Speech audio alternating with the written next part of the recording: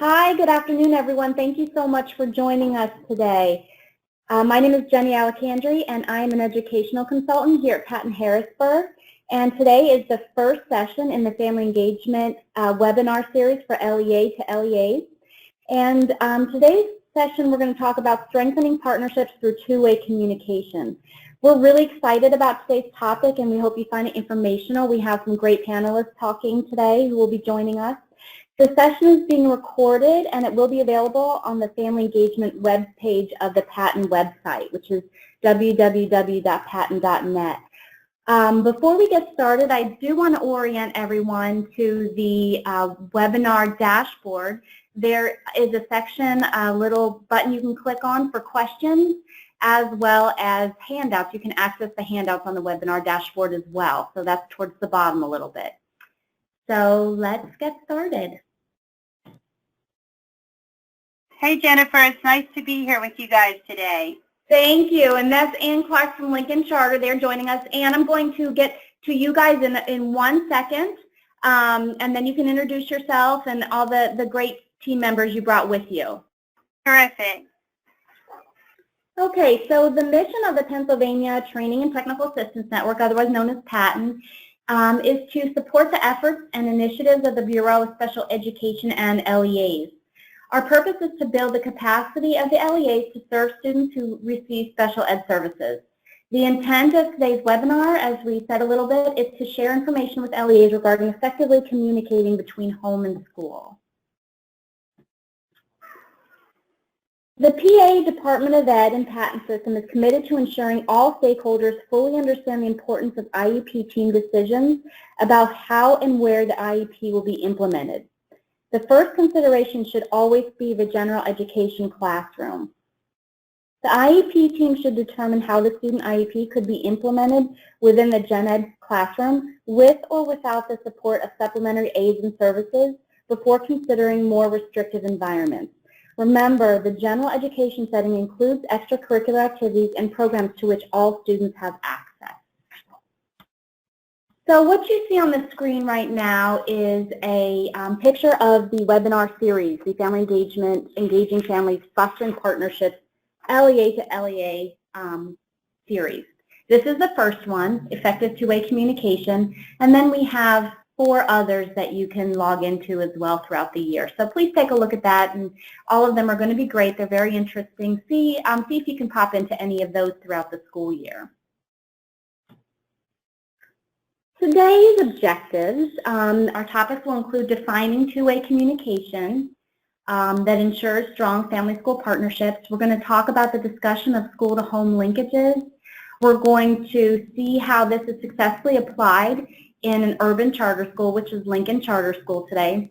And then we're going to see some suggestions for implementation. Lincoln Charter School is going to share with us some of their highly effective strategies that they're using to improve their two-way communication. So let's talk a little bit about how family engagement connects with PTA standards. It absolutely aligns with the first standard, which is welcoming all families into the school community. It aligns with standard 2, which is communicating effectively, and then it also aligns with standard 5, which is sharing power. So what is two communication? Let's look at that a little bit in some more depth. Effective two-way communication ensures that families are actively engaged by sharing information, setting goals, keeping families well informed. All these things are necessary in order to promote parents as equal partners in the educational environment. We need to keep them well informed so that we can ensure that we get relevant information home, but that we also get that information back to us, because that's what helps us set appropriate goals for the students.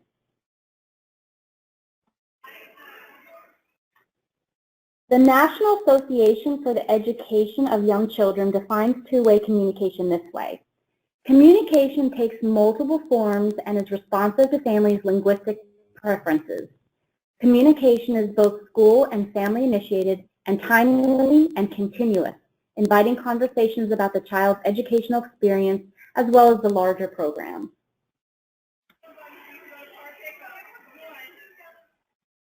So what is two-way communication? Beyond the NAEYC's definition, two-way communication is characterized by Dr. Joyce Epstein as clear, useful, open, honest, ongoing. It loops from school to home and from home to school. It doesn't occur in a vacuum. It goes both ways. And it increases the understanding and cooperation between school and home. By now, we know that there's a lot of research to link the student outcomes with family engagement. We have over 50 years of research, as Mapp and Kuttner pointed out in 2013. Over 50 years of research links the various roles that families play in a child's education, with indicators of student achievement, including student grades, achievement test scores, lower dropout rates, student sense of personal competence and efficacy for learning, and students' beliefs about the importance of education. Research shows us that the benefits of daily two-way communication is increased student engagement, higher homework completion rates, increased on-task behavior, and higher levels of participation in class. So without further ado, I'm going to introduce you to Lincoln Charter School. They're going to talk a little bit about themselves and what their school looks like and what their journey has been. But first I wanted to talk a little bit about our partnership with them. We have been partnering with them for about 2 years now, Anne, if that's correct, to increase student engagement and family engagement. And they are really doing some innovative, creative, fun things. And I really want to congratulate them because they have recently been recognized with a really big honor, and that is that some of their effective strategies are being published in Dr. Joyce Epstein's Promising Practices publication. So to give you a little bit of context here, Patton has been partnering with the National Network of Partnership Schools, which is an organization that was founded by Dr. Joyce Epstein out of Johns Hopkins University to increase student and family engagement. And this has been Dr. Epstein's life work, family engagement, how to increase it, all the benefits. She has done so much research into this. And she started this national network of partnership schools so that schools could work together to hear about innovative strategies, to share that information, to share their successes. And the NNPS also comes in to support LEAs and to offer training, and we at Patton have partnered with them. So one of the things that the NNPS does is publish an annual Promising Practices publication. And this is combined, it's made up of all the effective strategies that are really proving to be successful in different schools across the country. And recently, Lincoln Charter was chosen to be in this publication. So we are so proud of them, and that was not an easy feat. So we want to congratulate them. And at this point, I'm going to turn it over to Lincoln Charter School. And if you could introduce yourself and the team that you're with, and then tell us a little bit about maybe the strategy that you've been that you've had published, and just kind of talk a little bit about your journey. Thank you. I'm Annie Clark. I'm the Director of Community Outreach, and when our principals aren't here, then I'm a certified administrator at our school. We've been so excited to have this partnership with Patton and with the NNPS. It just gave us a broader view on the work that's being done, all throughout the country, best practices. The best practice that I submitted was Technology Tuesday. So on every Tuesday, we invite organizations from outside of our school, local businesses, or anyone who's using technology in their workplace to come in and allow the children to do hands-on learning and discover those different tools that are used in technology. And then the presenter really only talks for about 10-15 minutes. And so that was the practice that was in there. And I really hope that Technology Tuesday becomes a national thing. It's now become a school-wide thing at Lincoln Charter School. So on every Tuesday, now it's in every classroom at Lincoln, not just in the lobby, which is where it started. That's exciting that it's grown already just in the school. Yeah, it really is. And I love when we have a really good presenter, you'll see that the staff will, we have an open lobby, so so you can see our lobby from the second floor, and they'll stand around the atrium and watch the presentations, which I find is really interesting, and I know that's good work. And they see people from the outside who are not educators, maybe approach education in a different way, which is pretty neat. That is neat. Can you give us an example maybe of one of the presenters you've had and what they've presented on? Well, we've had everything from like what you would expect, like robotics. We have the Lego robotics. Now we've added that to our program. But we've had everything from like banking and using the technology of banking and really showing the kids how which banking is used for entrepreneurship, especially in small businesses. We have a group that comes from a church called Adopt a Block Grace Fellowship, and they work with the same group over the course of the entire year. And they'll start out teaching them different pieces of plumbing and like different connections. And by the end of the school year, the students are able to plumb the entire lobby, which is really exciting to see them actually be able to cut the parts and put them together.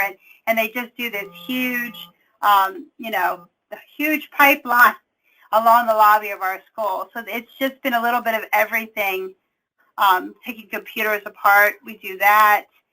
Coding has been a big thing. We were one of the very first schools in our area to put coding in, and our students got so good at coding that they actually were able to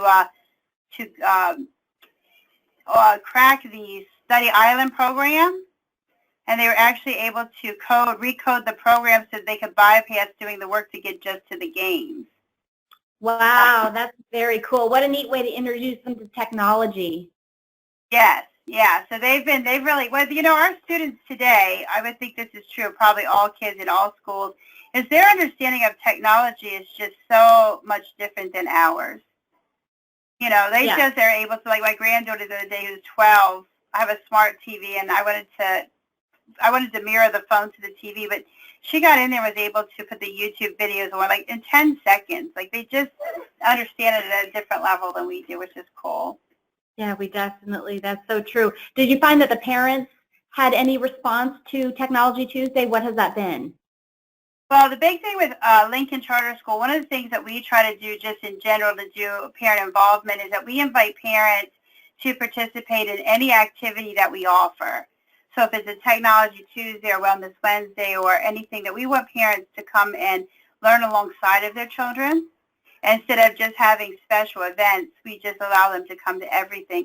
This increases, one, parent involvement, and of course, parent support, and then two, it just allows our parents to learn maybe some new things that they didn't know themselves. Yeah, absolutely. Well, I guess we should step back at this point and talk a little bit about Lincoln Charter, who you are, how many students, where you're located, all that kind of stuff. Lincoln Charter School was established in the year 2000, and we are a charter school. We've been here for 17 years. We are located in the west end of York City, in York, Pennsylvania.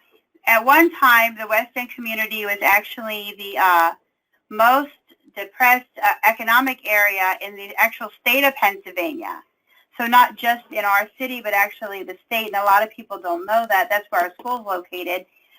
We have 100% free and reduced meals with the CEP, which is Community Eligibility Destination, and poverty is definitely precedent in our community.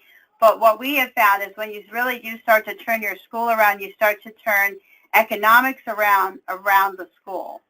And since we've been here, many new businesses have gone in, and complete streets have been done, and just new lighting, new gates. So when you see a school that's doing really well, people start putting money around the school. Yeah, absolutely. Can you talk a little bit about what your mission is for Lincoln Charter in terms of family engagement and encouraging that communication loop?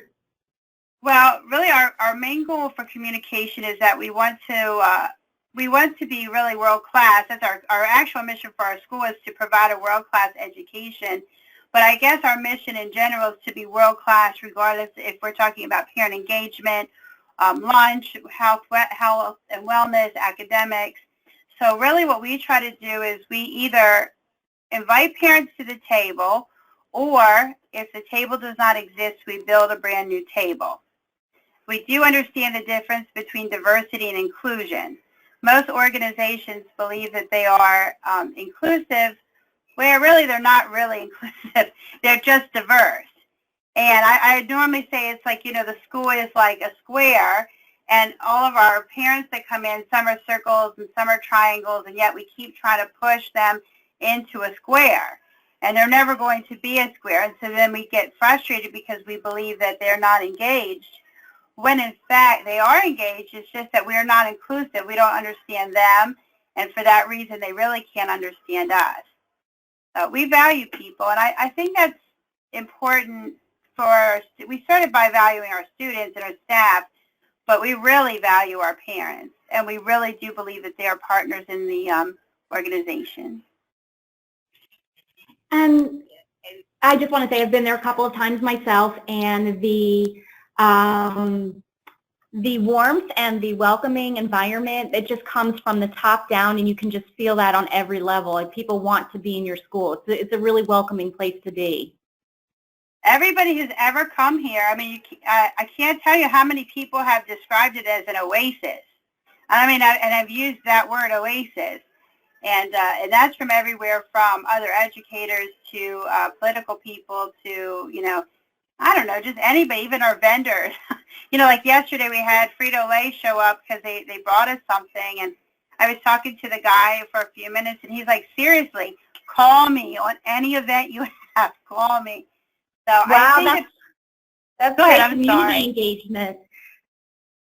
Continue. I'm sorry. I was just saying that's great community engagement. Yeah, it is. Well, I think that's the largest focus, and really I did learn that from Sylvia Sims out of Philadelphia.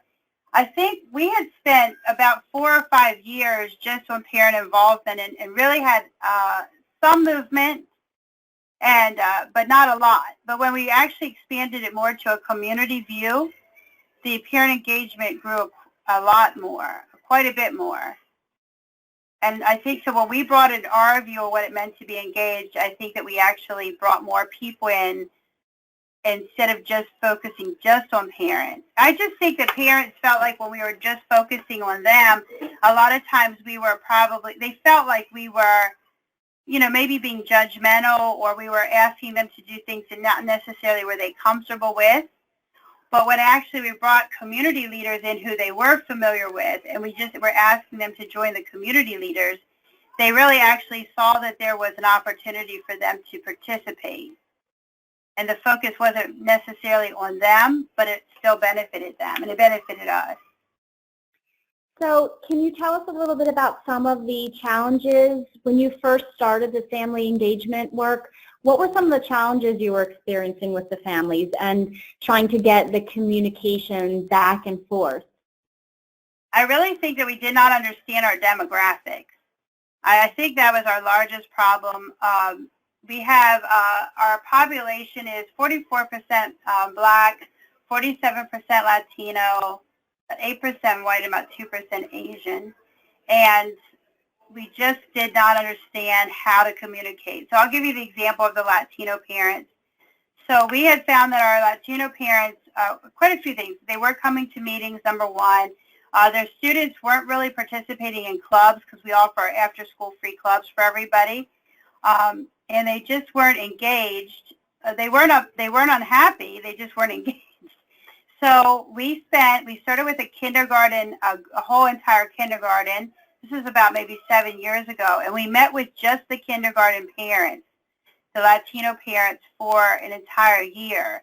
And instead of running the traditional meetings, like you have the agenda, and then you're like going through all the things that schools want to go through, is we really just served a meal and just sat and talked a lot. And really, the big takeaways were we put too many words on a flyer. That was the first thing we learned, is that schools normally should use more pictures and less words. Number two, some of our parents don't read Spanish either.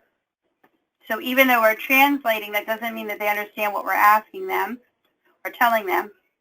And number three, if we want them to come, we need to call them on the phone, because they're not going to come if we just send a flyer.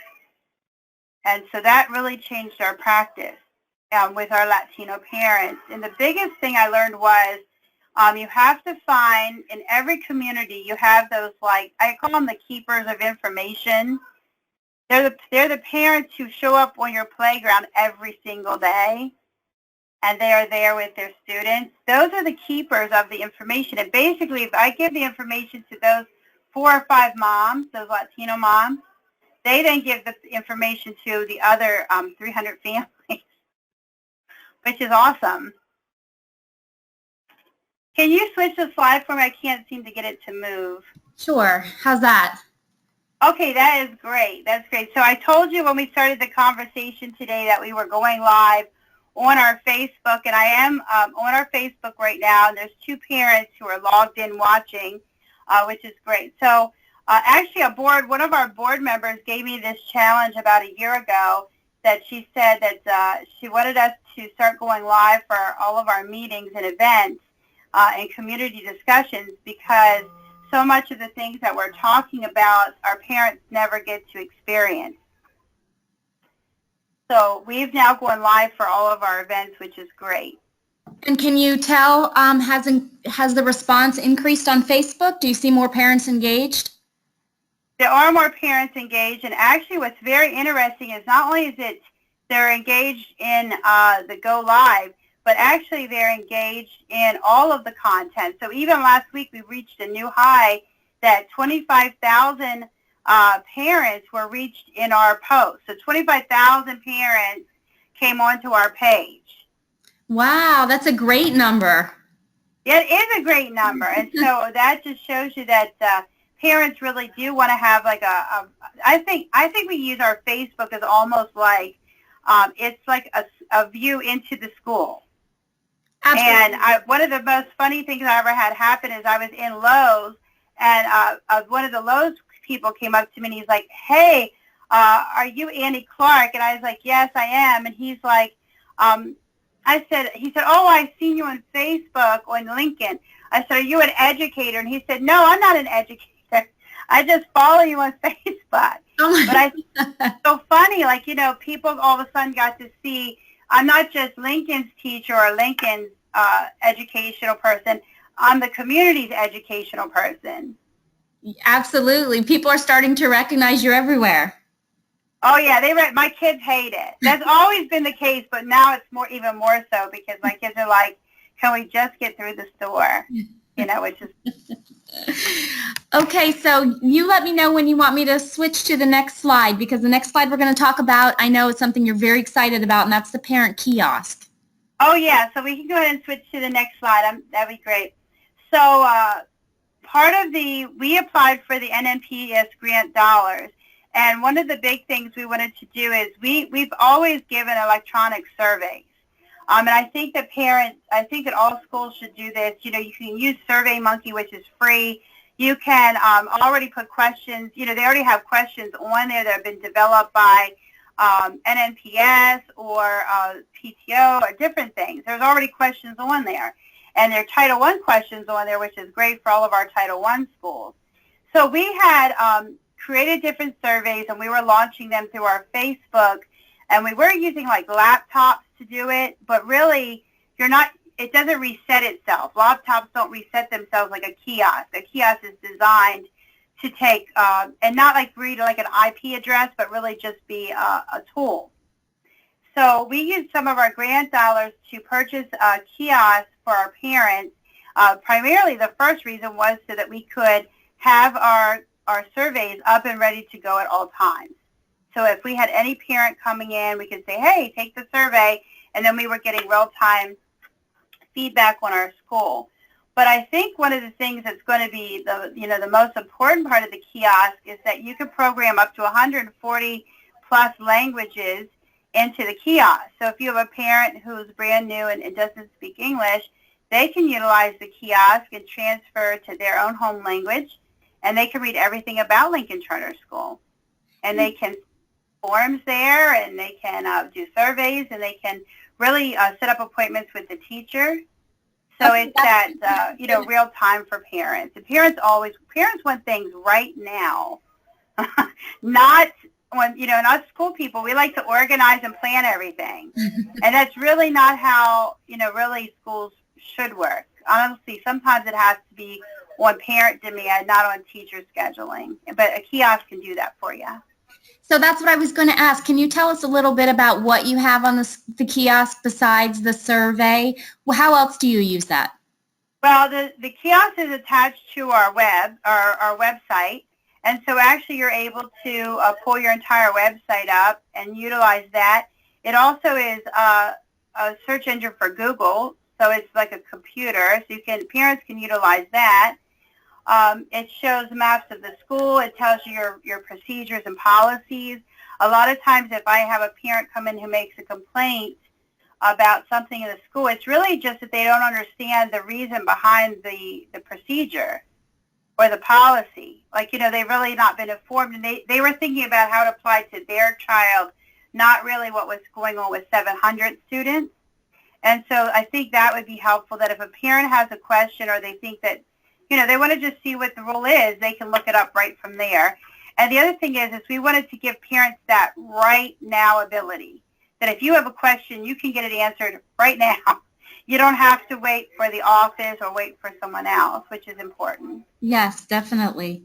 Do you see a lot of parents coming in to use it? We do see a lot of parents using it when we have our SLC nights, like when we have school-wide nights, I should say. You still have to direct parents to use it. It's still, I don't think anybody comes into a school necessarily feeling comfortable to use things even if they're there. And so I think one of the things we do is we'll always set up the kiosk close to either my table or Jennifer, Dr. Hart. He's not with us today, but he will be back soon. I know our parents miss him very much, and our staff, of course, misses him very much too. So what we'll do is we'll set the kiosk up between my table when I'm giving out parent information and Dr. Hart's table where he's always, doing something with parents. And then we will give parents raffle tickets for anybody who's using the kiosk because we want parents to become very comfortable with it and try it out. And then we also add a kiosk for our students too. They're not utilizing it as much as they could either yet, just because I think they just need training, and you have to tell them it's okay to use it.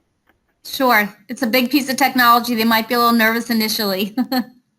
Yeah, they are, and you have to tell people things are for them.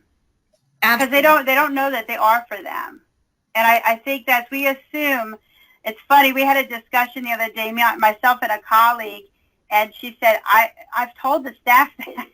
And I said, well, I know you have, but I don't think they've heard you. You know what I mean? So Sure. I think we have to tell people things 4, 5, 6 times, and then they'll know that it's for them. I agree with that. Can you tell us a little bit about, and I'm going to advance the presentation, can you tell us a little bit about your hashtag? This was not an original Annie Clark idea, which most are, but this one was actually, I went to, it's called Parent Camp in Washington, D.C. I don't know if you've ever been able to attend that. It's fantastic. I mean, they get people that come all the way from California to this parent camp. It's like 6 hours. And they just talk about best practices, and they don't allow you to bring a PowerPoint. So you have to be able to present your ideas with no PowerPoint, which I think is pretty good. It's a good idea. That is. Can I pause you right here? I'm so sorry. Somebody really quick, I want to jump back to the kiosk. Can you tell us again where the kiosk is located in your building? Oh, that is a great question. Our kiosk is located in the lobby of our school. Now, just so other educators know out there are kiosks that you can actually locate on the outside of your school that are weatherproof. So they make them for indoors or outdoors. And we had talked about putting the kiosk actually on the outside of the building, but we thought it would be better. We wanted to see people using it, so we put it there. We also have another kiosk located in our cafeteria. So can I ask, do you operate under the same kind of constraints in terms of parent clearances? So only the parents allowed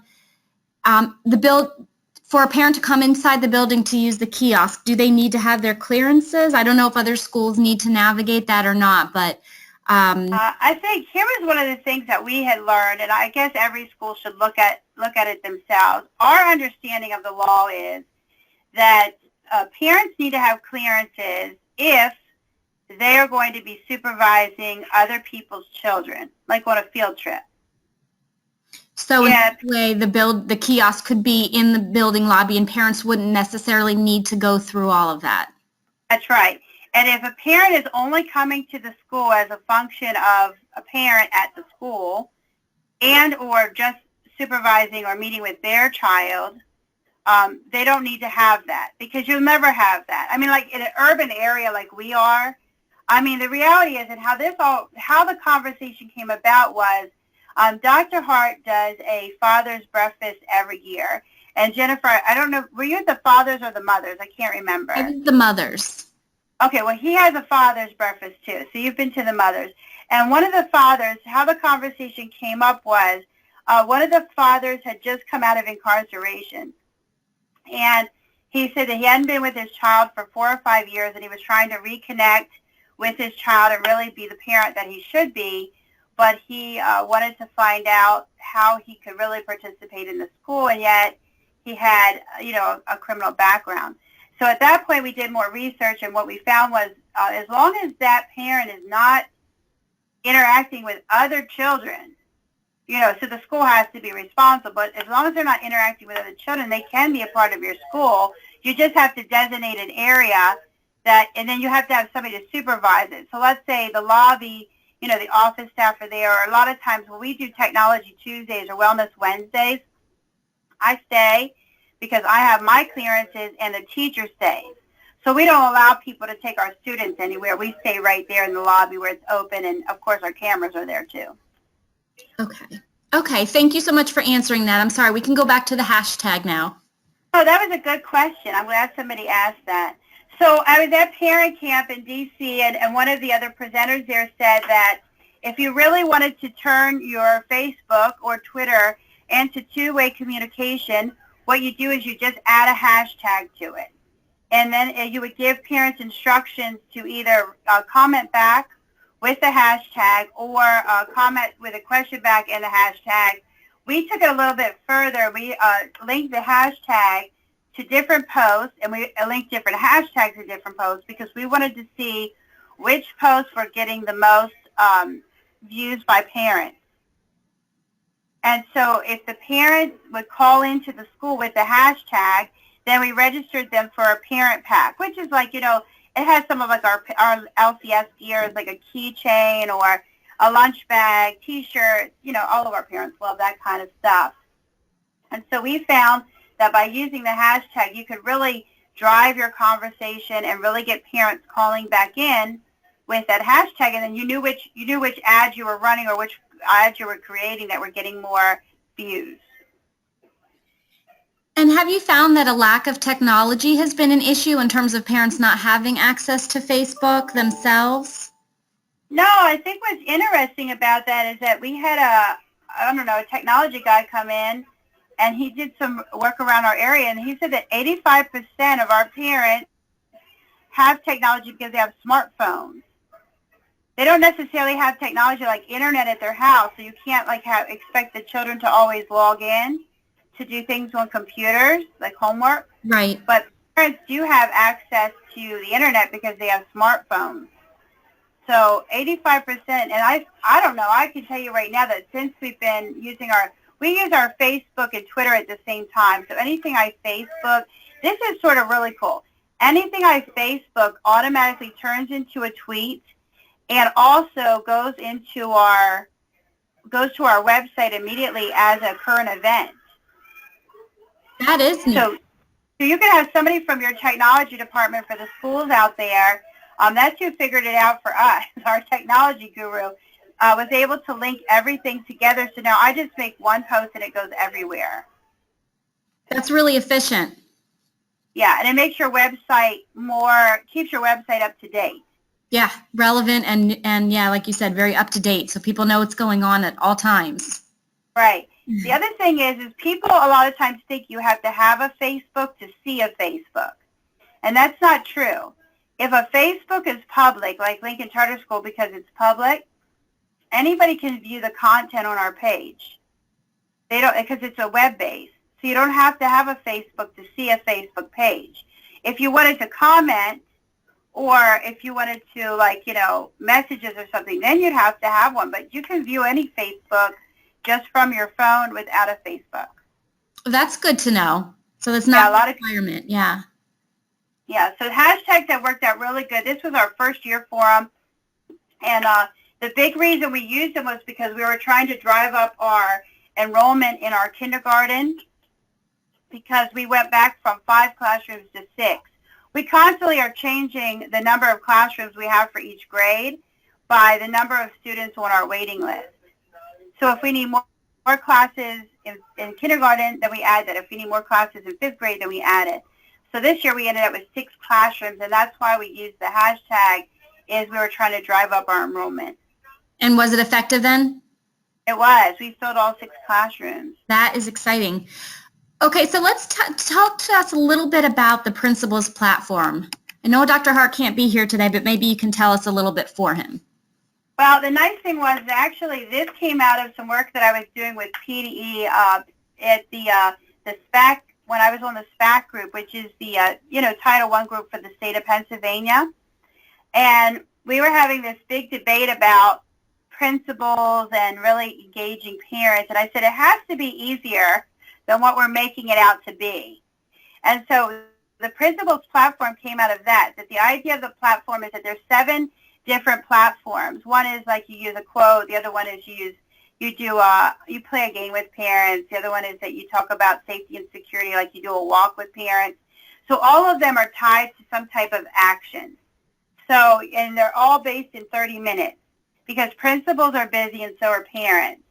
So a principal's platform could be anything customized to the school, but basically it's a set time per month that the principal will host a group of parents, and not your PTO or your PAC or your PTA. This has to be other parents. I mean, you can still invite your regular go-to parents, but you have to invite other people. And a principal's platform is when Mr. Hart is hearing right from the stakeholders on what they're thinking. I think the best time, when I really knew we were on to something, and this is one of the practices that I will put in next year for the NNPS, here's when I knew we were on to something. Actually, when I first started this, we started at Saxton, our sister school before Lincoln, and we were doing an educational quote. We had people from the community, so residents from the community. We had like 4 or 5 parents. We had 4 or 5 juniors, and this is good if you're elementary school or you're a high school, middle school. And we had, of course, some staff members. And so we read this educational quote, and your principal has to go last, and so does any of your staff members, because staff members always want to talk first. But they got to learn to talk last when you have parents, because if you start talking, then the parents think what they're saying isn't good enough, and they won't speak. So you got to let parents go first. Sometimes you got to make the parents speak. And the parents always, I had a parent the other day who said he didn't want to read in a meeting because he didn't feel comfortable reading. This was a month ago. Then we came back to the meeting the next month, and I said, is there anybody who would like to read? And then the father read the paper. Isn't that cool? Yeah, that is cool. You made him feel comfortable. Yeah, I was so proud of him. I was like, I didn't say anything like, hey, I'm proud of you, but I was really proud of him. I thought that was brave. So back to the principal's platform. We read this educational quote, and we went around the room, and we all went last, myself, Dr. Hart, a few other people. And what I found was not a single person viewed the quote in the same way. The residents viewed the quote one way. The parents viewed it one way. The kids viewed it completely different. And the staff even different than the parents and the students. So right there, that shows you, we're talking about a single quote. We're not talking about like pages or something. We're talking about maybe 30 words put together. And right there is education. Right there is where our education, our communication falls apart, is we assume we're all hearing and saying the same thing, and in fact, we're not. Most people are not hearing the same thing. And I would challenge the schools out there, if you don't even use Principal Platform any other time, use it and try this with any educational quote or even a rule from your school with a group of people, and let them tell you how they understand it versus how you're writing it. And so the Principal's Platform has been really beneficial to our school. Do you have, are they well attended?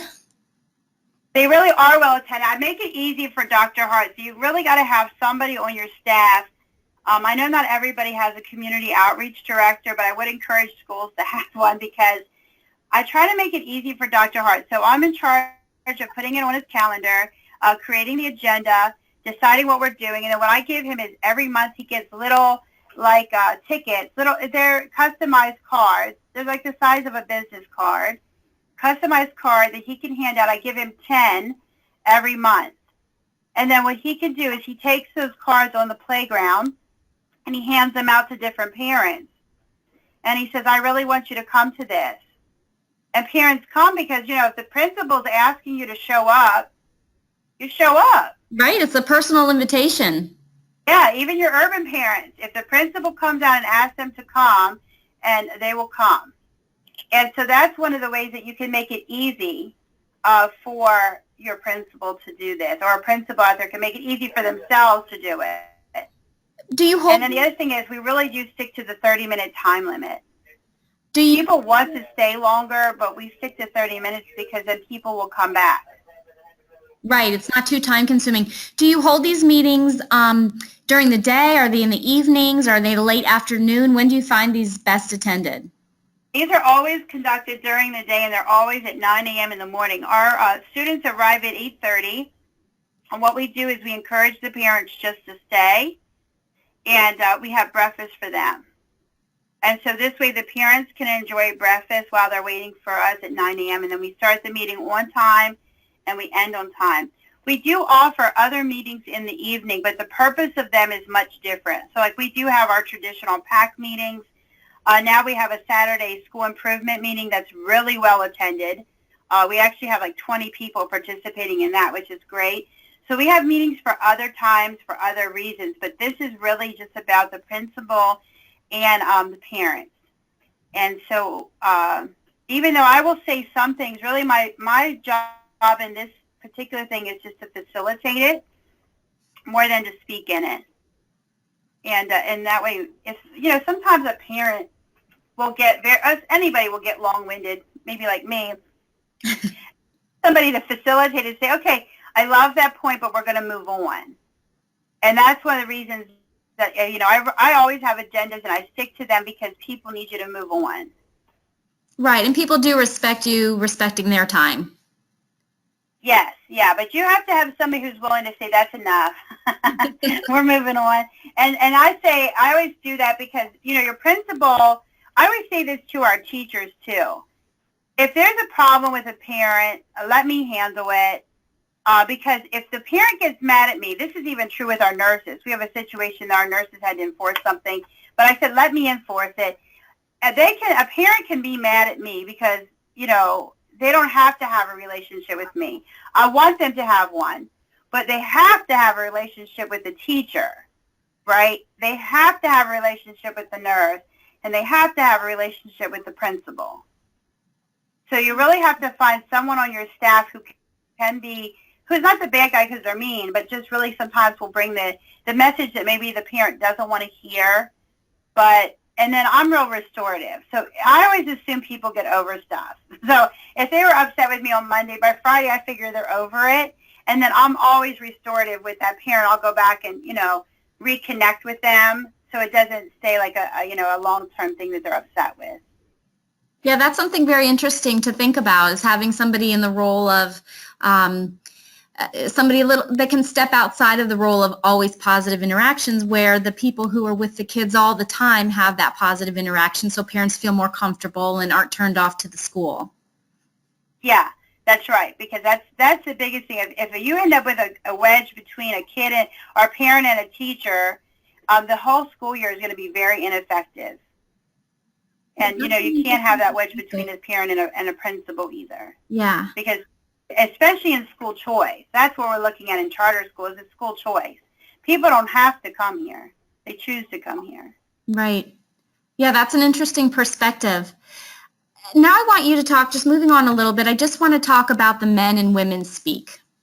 I was able to do one of these, and it was very interesting. This is actually, is Dr. Hart's brainchild, this one here. And this is done at the end of the school year. You know, everybody always, well, I should say the end. It's right before PSSAs, because a lot of times we will include a slight PSSA message. Sometimes we do, sometimes we don't. But basically what we're allowing people to do is we invite a lot of people from our community, and a lot of people will come observe this just so that they can realize how to run meetings at their own school. And then Mr. Hart will have a breakfast with the fathers and the mothers. We say that the whole goal of this is to stay positive, number one.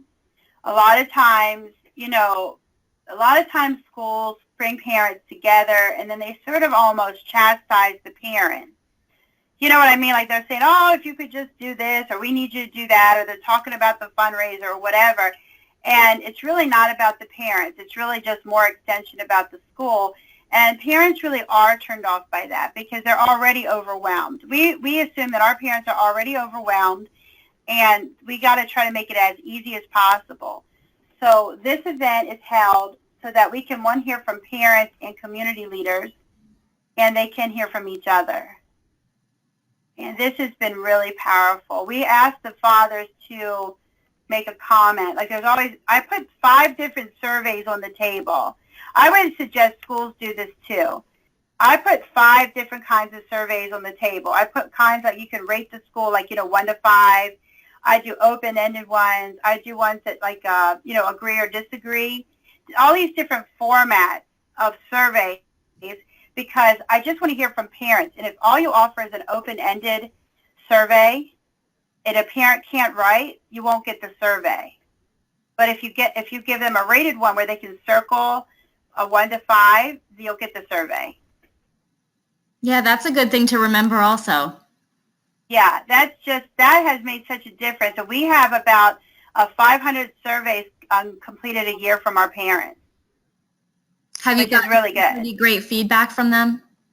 We always have great feedback. We never have any suggestions. I think that's been the biggest thing the last 2 years. I think here's when you know that you sort of have made it somewhere, is when you're hoping that people start to criticize you. When you're waiting for one of the surveys to have something negative on it, so you have something to work on. Right. There's always room for improvement. Yeah. Never tell us anything. They love everything about Lincoln. And so that's why we have like sort of this Men and Women Speak, so we can just hear parents on a different level. We always bring a really good guest speaker, and not like an education speaker, more like a community speaker, or say somebody who's been through something. Last year we had Mike Greencom, and his is called Forgiveness is Power. His brother was murdered, and he ended up in the end advocating for the man who killed his brother.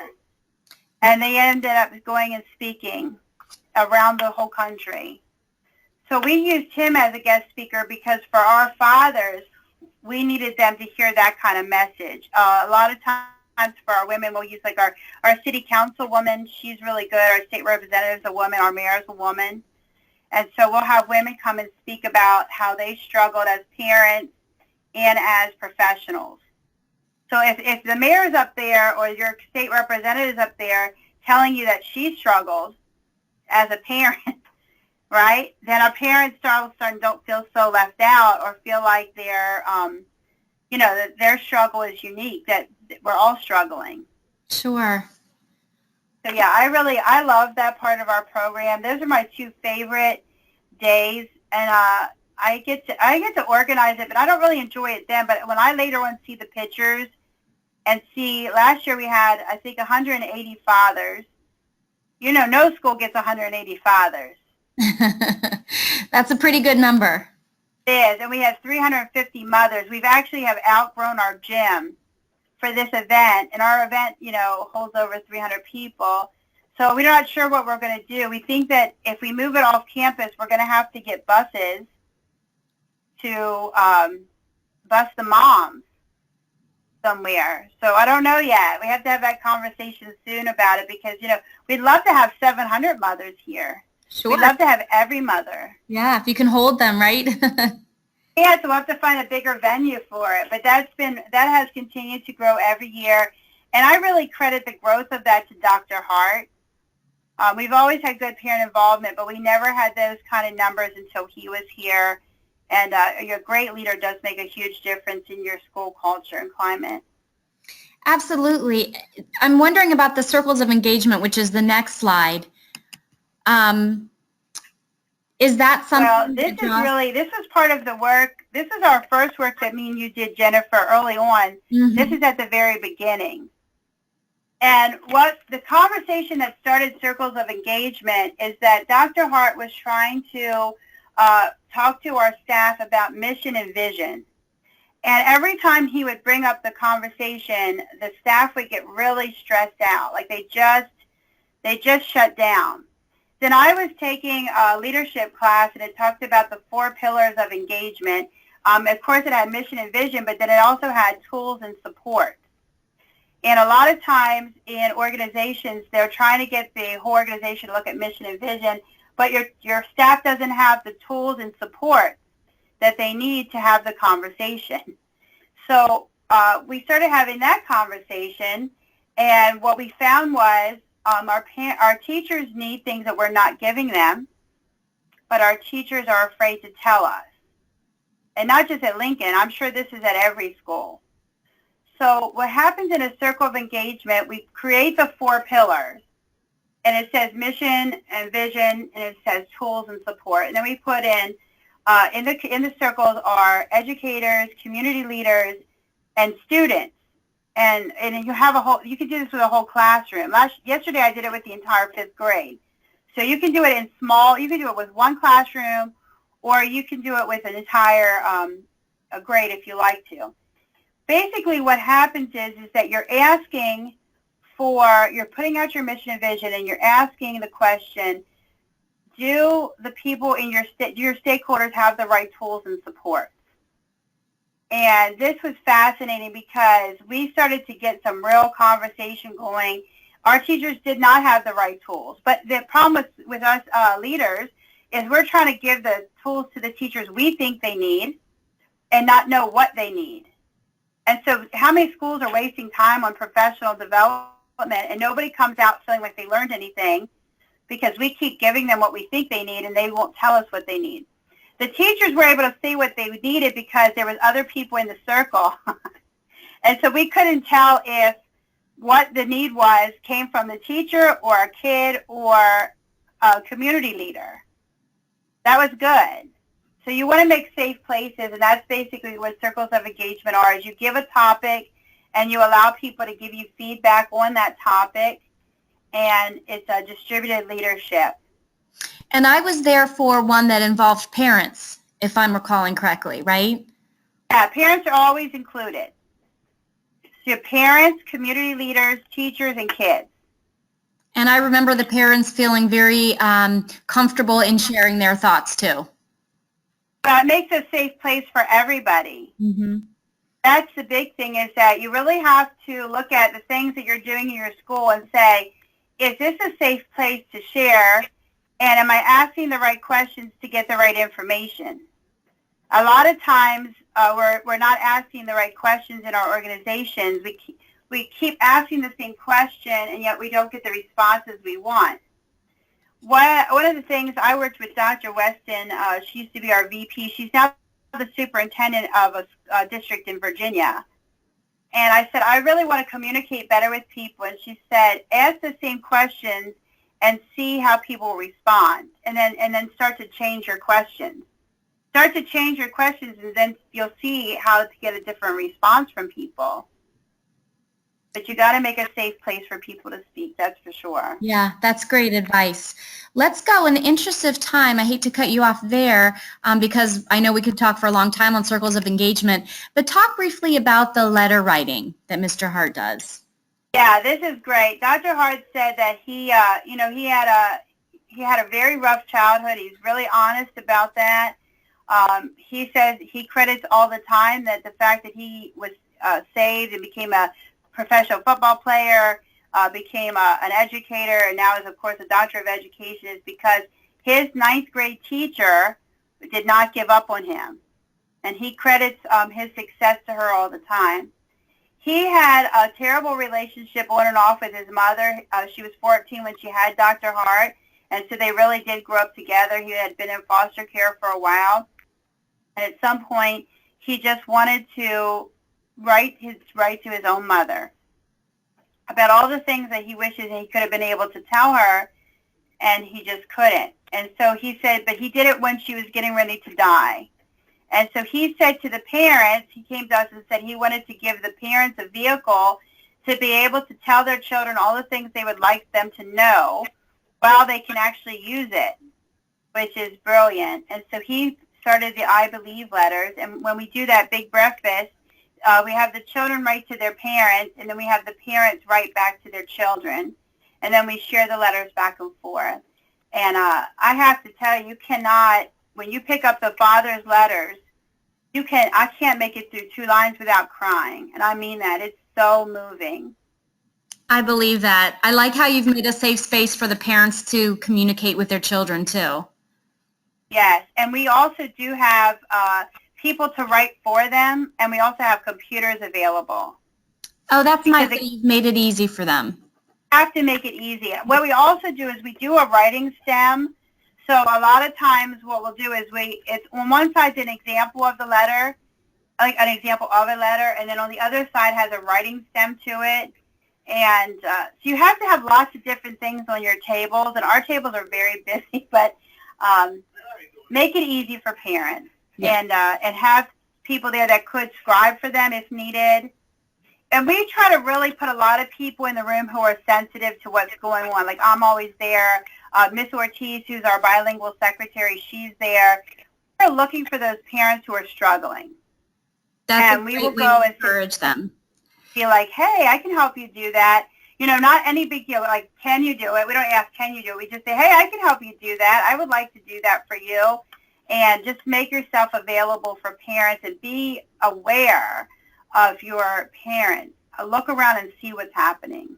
I like that. And I think that's a great way to kind of close this. Although before we leave, I do want to ask you, can you tell a little bit, can you give us some numbers maybe as far as the percentage of parents that respond to the surveys? Both those on the table and the ones that you have on the kiosk? Well, we have 500 surveys completed a year. And that's a really high number because, you know, in urban areas, a really high number. I don't know what suburban schools are getting or how often they might be surveying their parents. But, I mean, at one time, before I was really strategic about it, I could maybe get 10 surveys. I mean, really, up until about, 3 years ago, I was getting about 10 surveys a year. Wow. And then I just started to get really about how to do it. So that's made a huge difference because really, a lot of times, one of the reasons we got more strategic about it, a lot of times our board of directors, and charter schools do have a board of directors, they're appointed, not elected, would come in and say, so-and-so in the community said this, or parents said this, like something that wasn't really true to Lincoln, or like a staff member, if you ever a staff member complains, and then your board thinks everybody's upset. And so what we wanted to do is really depict a true view of our school, and that's why we got really smart with doing the surveys. I think that's a really fantastic idea, and I'm glad you have seen such an increase. I want to kind of end it there. Unless there are other questions, I'll be looking at this question link here on the webinar dashboard. But there's some resources here on the webinar, and then also I just wanted to give your email address, if that's okay, Anne, and mine as well, if anybody has any questions. Thank you so much for joining us, Annie. You guys are doing amazing things, and we're so happy that we got to be a part of your journey, and we look forward to continuing with you. We really appreciate this partnership, and thank you for allowing us to talk about communication. Thank you so much. You guys have a great day, and to everybody else out there, have a wonderful day.